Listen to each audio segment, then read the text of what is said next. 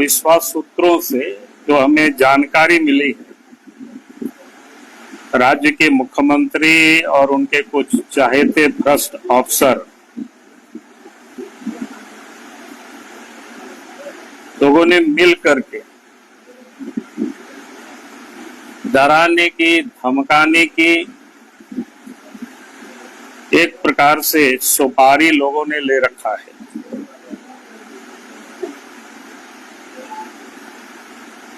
यानी मेरे ऊपर हमला करने का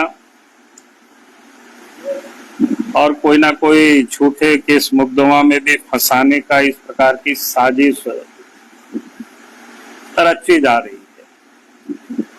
मेरे ऊपर भी हो सकता है, परिवार के ऊपर भी हो सकता है, या फिर हमसे जुड़े हुए लोगों के ऊपर भी हो सकता है।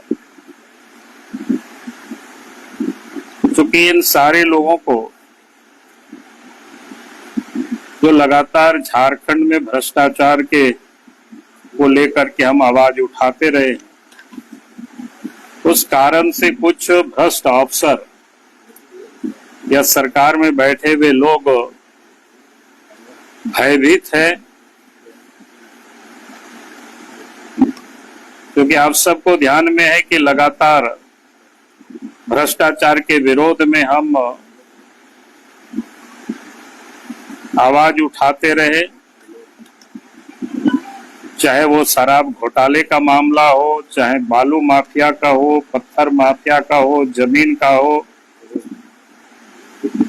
या कोयला या पत्थर की अवैध खनन जो होता है संगठित रूप से, उसका भी विरोध लगातार हम आवाज उठाते रहते हैं। फिर जेएससीसी हो, जीपीएससी हो, जैसे जितनी भी महत्वपूर्ण जो इस राज्य में घोटाला हुआ,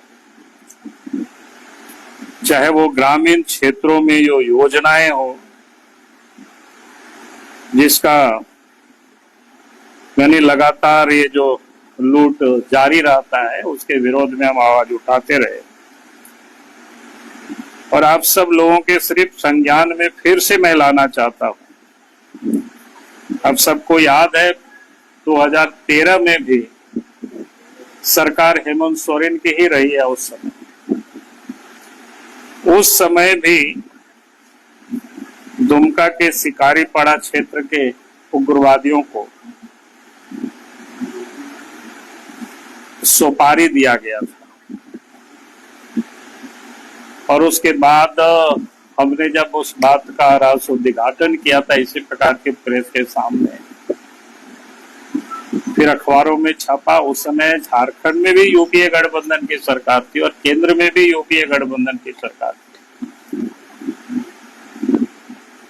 फिर उसके बाद जांच हुआ, खुफिया जो जांच हुआ, जांच के बाद केंद्र सरकार ने, उस समय की केंद्र सरकार ने राज्य सरकार के द्वारा जो सुरक्षा उपलब्ध कराई गई थी उसको हटा करके सीआरपीएफ की सुरक्षा उस समय उपलब्ध कराई गई। ये उस समय की घटना, लेकिन इसके बाद कल रात में ही हमें जानकारी मिली है फिर से इस प्रकार के षड्यंत्र झारखंड में लोग रच रहे हैं।